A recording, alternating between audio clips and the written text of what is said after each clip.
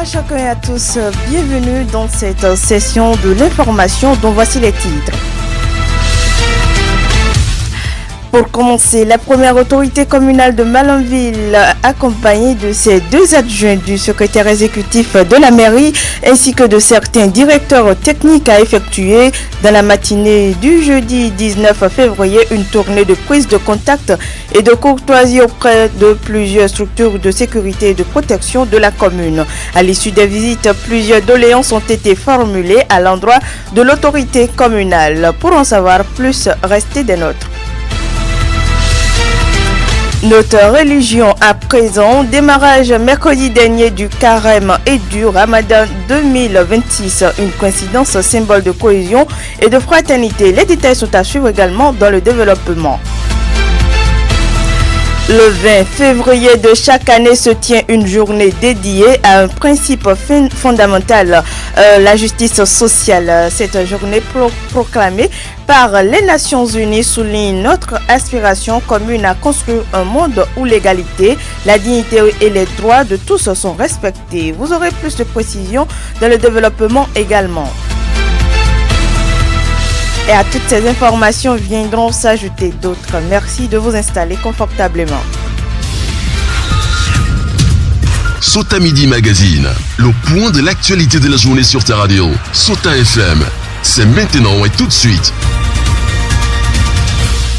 De nouveau, bienvenue à chacun et à tous. Note éducative pour commencer conformément au calendrier scolaire. Apprenants et enseignants partent en congé dès ce vendredi 20 février 2026. Il s'agit d'un congé de détente. C'est donc partir pour une semaine de repos dans le rang de ces derniers. Démarrer ce vendredi, les acteurs vont reprendre les cours le lundi 2 mars 2026. Et je venais de l'annoncer, 24 heures après sa prise de fonction, le maire de la commune de Malanville a effectué une sortie de terrain. Cette démarche l'a conduit à rencontrer les forces de l'ordre et de l'arrondissement central dans le cadre d'une prise de contact officielle. Au cours de cette sortie, l'autorité communale accompagnée de sa délégation a également visité quelques dépotoirs d'ordures de la commune afin de constater l'état de l'insalubrité. Kassim Gumbilabo, maire de la commune de Malanville, se veut plus précis.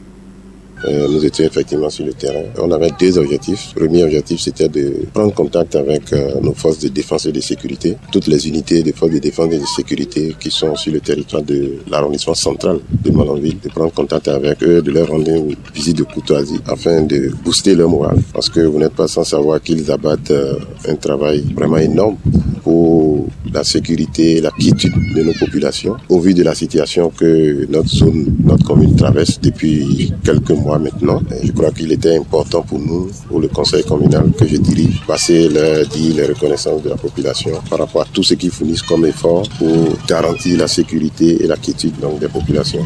L'objectif aussi était de prendre connaissance des conditions dans lesquelles ils sont en train de travailler et voir comment la mairie peut les accompagner à améliorer les conditions de travail. Vraiment, j'ai trouvé des hommes qui avaient le moral très haut, malgré les conditions de travail, et qui font tout ce qu'ils peuvent pour vraiment rendre fiers donc, la population en général et celle de Malanville en particulier. Vous avez vu que depuis quelques mois maintenant, la situation, il y a une accalmie. On souhaite que cette accalmie vraiment se poursuive, pourquoi pas durant tout notre mandat, pour renforcer la quiétude des populations.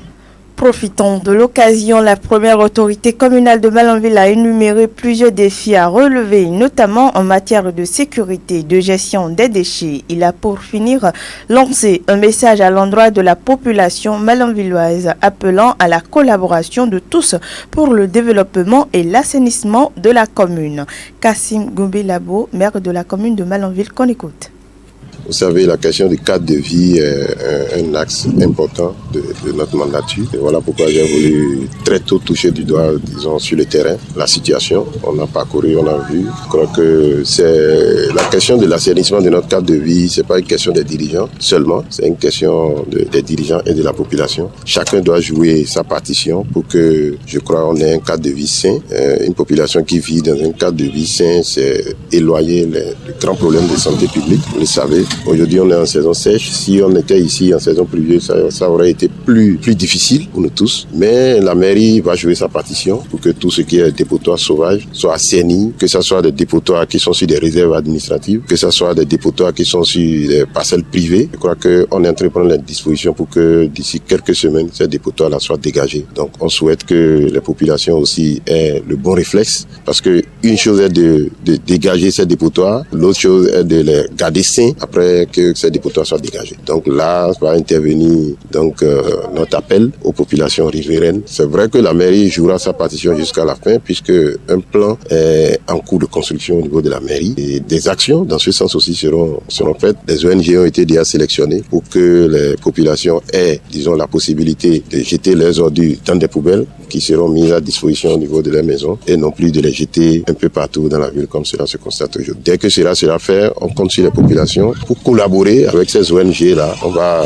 bien sûr aller à la sensibilisation à travers les leaders d'opinion, les chefs de quartier et tout ça, pour que tout le monde puisse comprendre que si Malanville est propre, ce sera vraiment notre fierté, nous tous, à tous.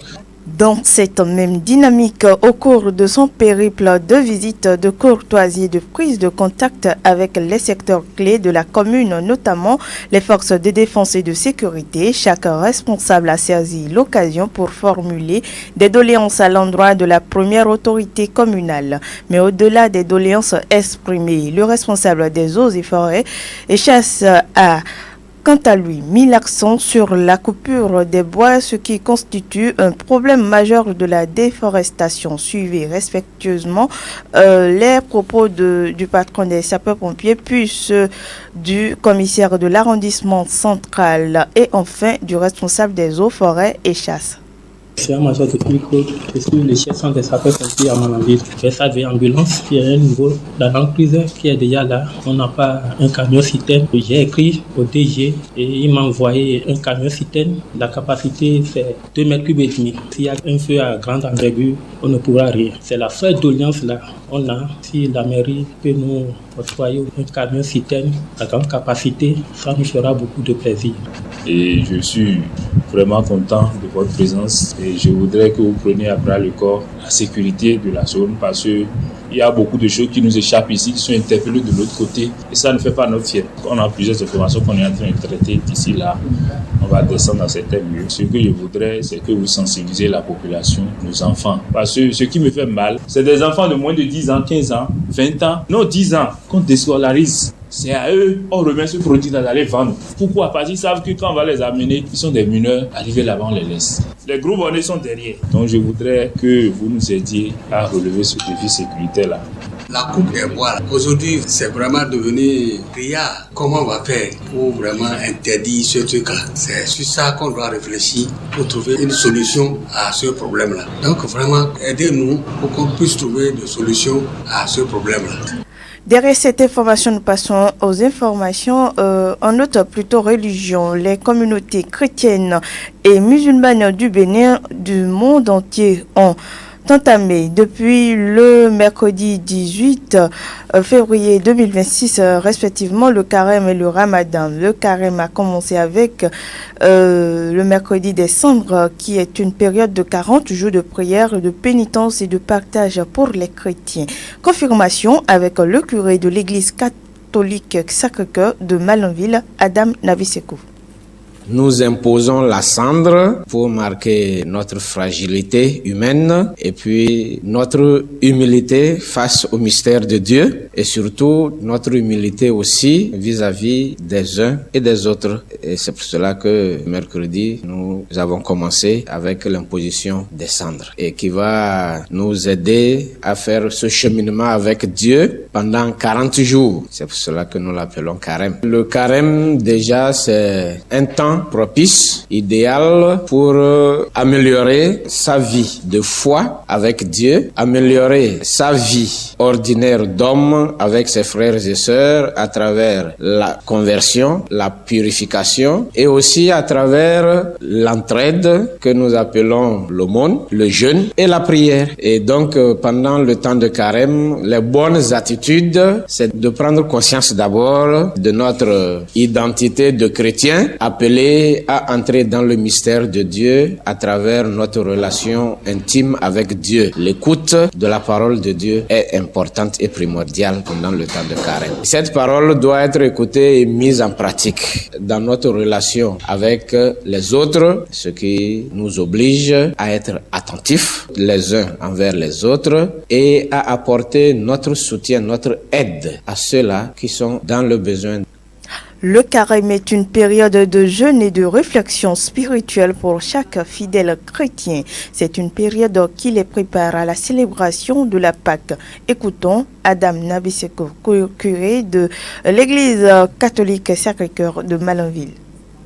Par rapport au jeûne, pour nous chrétiens catholiques, le jour du mercredi des cendres comme aujourd'hui, et puis le vendredi saint, jour où Jésus meurt, donne sa vie, nous faisons le jeûne sec. C'est pour s'unir à la passion du Christ. Le reste des jours, le jeûne n'est pas obligatoirement cesser de manger. On jeûne dans tout ce qui constitue un lien avec le mal. Pour nous chrétiens, on jeûne dans la parole, on jeûne dans les yeux. Il y a le jeûne de la langue, c'est-à-dire le jeûne a beaucoup d'étapes. Et donc c'est chacun qui sait en quoi il est appelé à jeûner, qui lui permettent de s'améliorer, de se convertir de ce qui n'est pas bien et d'apprendre à s'améliorer. Cela, ce n'est pas seulement pour le temps de carême. Le temps de carême, c'est le temps d'exercice. On apprend. Quand on finit le temps de carême, ce qu'on aurait appris de bien pour nous-mêmes, alors on continuera de vivre cela. Et c'est ça qui nous rend meilleurs au jour le jour. Et donc, faire le jeûne de l'alimentation ou de la boisson, de l'eau, c'est pour le mercredi des cendres et le vendredi saint, obligatoire pour tout chrétien qui a l'âge et qui n'est pas malade, jusqu'à 60 ans. Maintenant, le reste du temps de carême, le jeûne va constituer au jeûne alimentaire, mais aussi à d'autres niveaux de jeûne capables d'aider la personne dans sa relation avec Dieu et à devenir meilleure. Cette année, le carême et le ramadan coïncident. Cette coïncidence rare pour le curé de l'église catholique de Malanville est vue comme une opportunité pour les deux communautés de se rapprocher et de renforcer leur lien de fraternité. On écoute le père Adam Nabiseko. Pour nous, c'est une providence de Dieu. C'est Dieu qui fait coïncider les choses. Ça nous invite à comprendre que même si nous sommes différents dans la foi, nous avons la chance de pouvoir nous tourner vers le même Dieu. Même si ce Dieu-là s'appelle différemment et qu'il œuvre comme bon le semble à travers chacune de nos vies et de nos religions. Et cela nous invite justement à comprendre que nous sommes appelés à travailler de sorte à devenir des hommes meilleurs d'abord et ensuite de bons chrétiens et de bons musulmans, mais d'abord des hommes meilleurs. Et cela a pour conséquence que nous puissions travailler main dans la main dans ce milieu pour que le règne de Dieu advienne dans chacune de nos vies et que l'homme soit libéré de la servitude pour vivre heureux. Dans cette même lancée, à peine installé à la tête de la commune, le nouveau maire de Malanville a choisi un symbole fort pour marquer son entrée en fonction. 48 heures après sa prise de service, il s'est adressé par le canal de la presse locale aux communautés musulmanes et chrétiennes engagées depuis le mercredi 18 février dans le jeûne du Ramadan et Carême. Pour l'autorité communale, la coïncidence de ces temps spirituels avec sa prise de fonction représente une triple bénédiction. On écoute Kassim Gombilabo, maire de la commune de Malanville. Depuis le mercredi, jour de notre prise de fonction officielle ici à la mairie, ce jour a coïncidé effectivement avec le démarrage du Ramadan au niveau de nos frères musulmans et aussi du carême chrétien. Vraiment, on peut dire que cette année, c'est une double bénédiction, triple, puisque ça coïncide avec la prise de fonction officielle du nouvel exécutif communal. Vous savez, ce sont des périodes de privation dans lesquelles les fidèles, que ce soit musulmans ou chrétiens, font beaucoup de sacrifices pour leurs croyances, pour leur foi. Je souhaite que cette période pour cette année 2026 et pour toutes celles qui viendront démarre donc dans la quiétude, la paix pour toutes les communautés musulmanes et chrétiennes qu'abrite notre commune. Je souhaite que ce soit des périodes de forte prière de toute la population, aussi bien musulmane que chrétienne, pour implorer Allah, pour implorer Dieu, de verser sa bénédiction sur tout le territoire de Malanville, que tout se passe dans la quiétude, la paix, et que personne ne manque de rien pour traverser cette période qui est une période vraiment difficile, aussi bien dans la foi, mais aussi sur le plan économique. Profitons donc de l'occasion. L'autorité communale a adressé ses vœux à toute la population de Malanville. Extrait des propos du maire de Malanville, Kassim Gumbilabo. Que tout ce qui permettra donc de démarrer ce jeûne et de le finir à la fin du mois de jeûne ne soit pas difficile à trouver pour nos populations, et que toutes les populations, aussi bien musulmanes que chrétiennes, en profitent pour prier Allah, pour prier Dieu, qu'il jette un regard bienveillant sur notre commune, la commune de Malanville, pour que tout ce qu'on traverse de difficile, qu'on puisse pas le voir durant toute cette année et durant tout le mandat, et que pourquoi pas que toute cette situation de sécurité difficile que tout le monde traverse et qui amène donc à l'inquiétude permanente disparaisse donc de notre commune et de toute la zone de la sous-région béninoise. Donc je souhaite un très bon mois de Ramadan à tous nos frères musulmans et un très bon mois de jeûne chrétien à tous nos frères chrétiens. Que la paix d'Allah et que la paix de Dieu nous accompagne tout au long de ce mois béni. Mesdames et messieurs, derrière cette note informative, nous allons prendre une courte pause. Sota Info Midi, le point de l'actualité sur ta radio. Et je l'avais annoncé au début de cette édition, chaque année, le 20 février, est célébrée la Journée mondiale de la justice sociale. Elle a été désignée par l'Assemblée générale des Nations unies en 2007 pour rappeler la nécessité de construire un monde plus juste et plus équitable. La justice sociale repose sur le principe que chacun mérite l'égalité des droits et des chances économiques, politiques et sociales. Pour en savoir plus, je vous invite à suivre les propos de Eric Fidemati. Il est le procureur près le tribunal de première instance de deuxième classe de Malanville. La justice sociale, c'est une construction aussi bien sociale que politique qui définit la légitimité de l'ordre social et les modalités de distribution et de redistribution de la richesse au sein d'une société. De sorte que lorsque les richesses sont mal réparties, on n'est plus dans une justice sociale. Les choses vont dans tous les sens. Et c'est toujours l'Organisation des Nations Unies qui essaie de nous gérer, nous tous, comme bon le semble. C'est à cette assemblée-là qu'ils ont décidé, tenant compte d'un certain nombre de situations, d'un certain nombre de choses, d'un certain nombre de principes, de faire du 20 février de chaque année la Journée mondiale de la justice sociale. Il faut dire que la justice sociale va avec les droits de l'homme en réalité. Redistribution, distribution de la richesse à tout le monde, même si ce n'est pas exactement le cas partout. Une telle célébration, en réalité, c'est bon au fond. Mais de façon précise, c'est la mise en application réelle qui importe. Mais est-ce que dans le fond, ça se ressent? Est-ce que les peuples, la population là-bas, ressent une forme de justice sociale? Il ne suffit pas d'aller à la télé dire c'est la journée mondiale de la justice sociale aujourd'hui, nous fêtons la justice sociale et ça s'arrête là. Alors que le bas peuple a besoin du minimum qu'il n'a pas. Là encore, on est en train de proclamer la justice sociale sans vraiment mettre en œuvre la justice sociale. La justice sociale est fondée sur l'égalité des droits pour tous les peuples plutôt, et la possibilité pour tous les êtres humains sans discrimination mais au Bénin. La justice sociale existe-t-elle réellement? À cette question répond le procureur Eric Fidemati.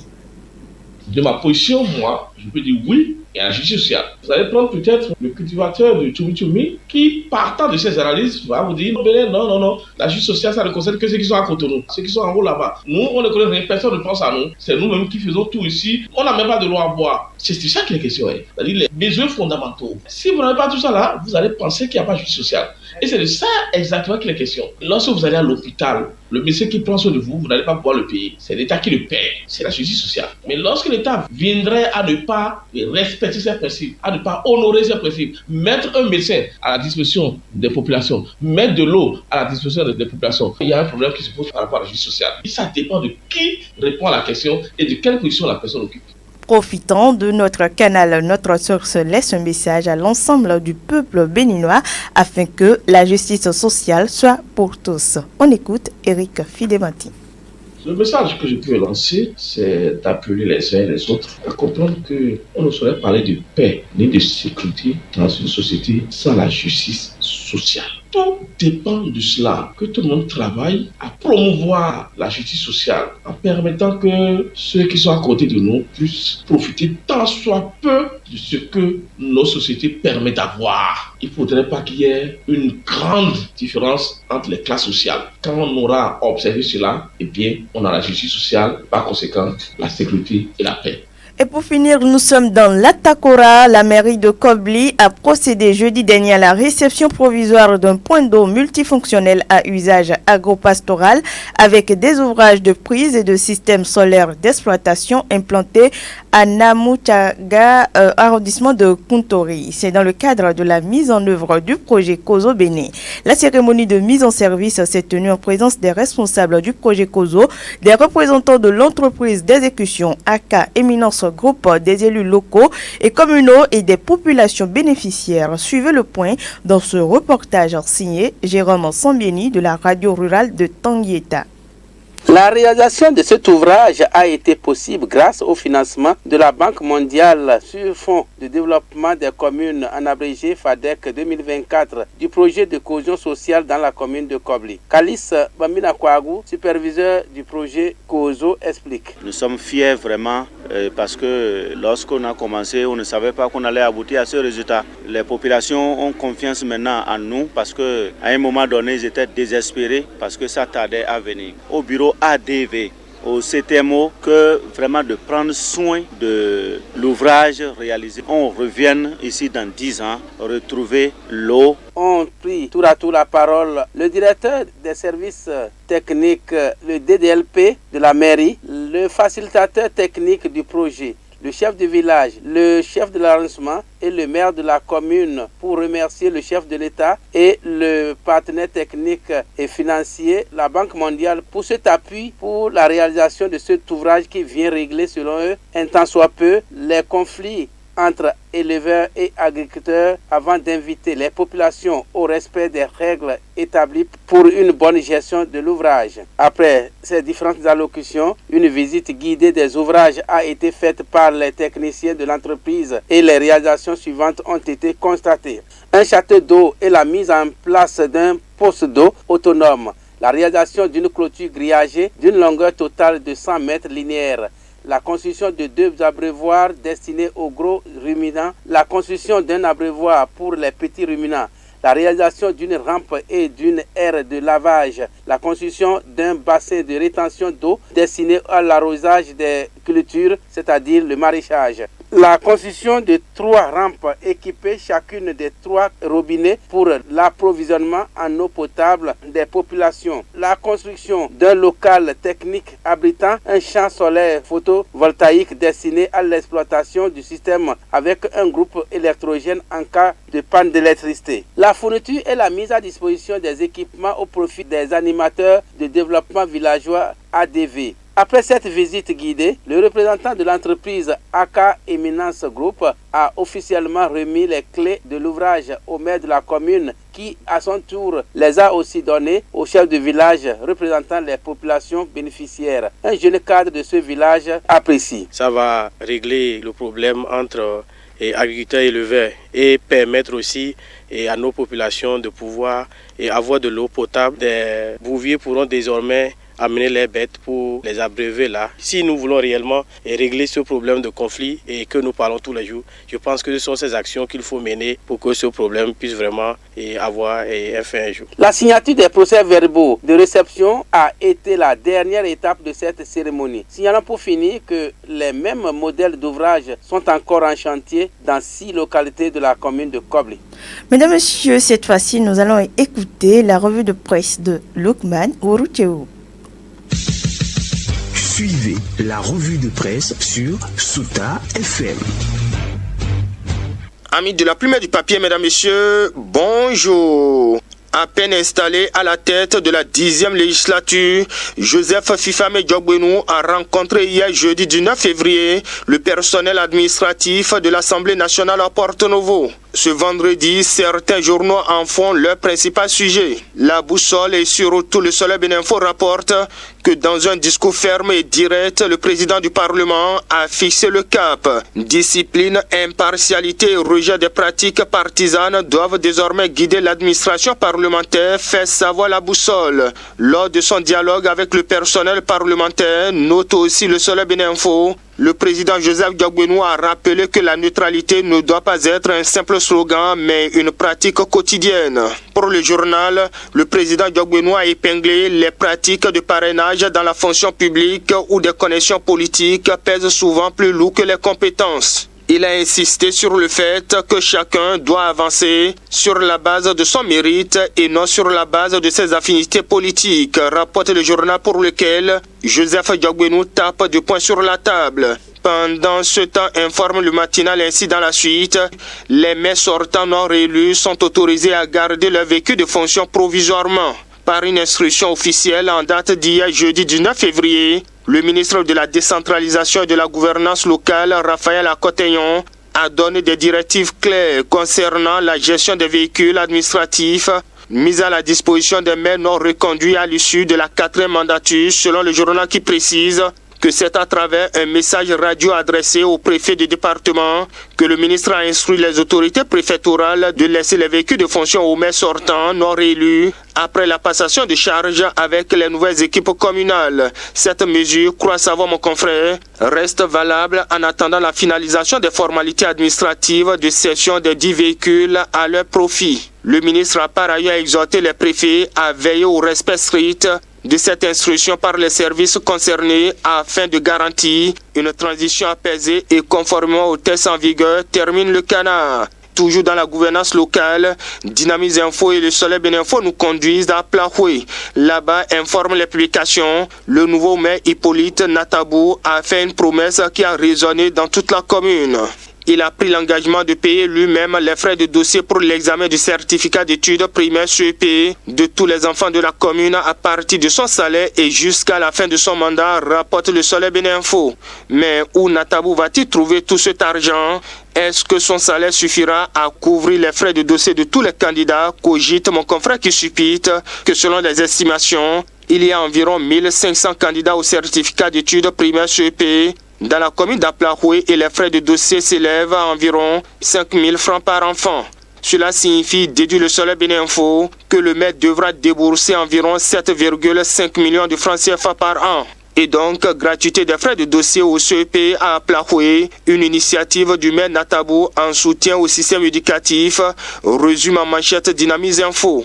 Mais est-ce que son salaire lui permet de supporter une telle charge financière, s'interroge le Soleil Béninfo. Et au journal Le Matinal de placer les nouveaux maires entre folie de grandeur et réalisme. Dans l'euphorie de leur désignation, certains nouveaux maires multiplient les déclarations et promesses, toutes choses qui pourraient être préjudiciables à l'heure du bilan, prévient le quotidien. Sans commentaire dans les dernières secondes, le Soleil Béninfo rapporte que pour une participation record à la présidentielle de 2026, le mouvement Waro 2026 mène une vaste offensive dans tout le Bénin. Ceci à l'image de Force Femmes Ouattara, premier mouvement national de femmes qui informe la boussole, s'organise pour porter le duo Wadaï Talata pour la présidentielle de 2026.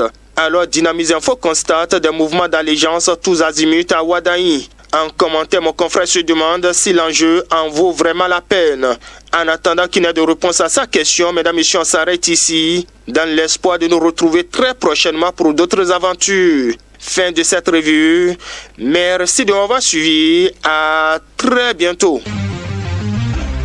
C'était la revue de presse sur Sota FM.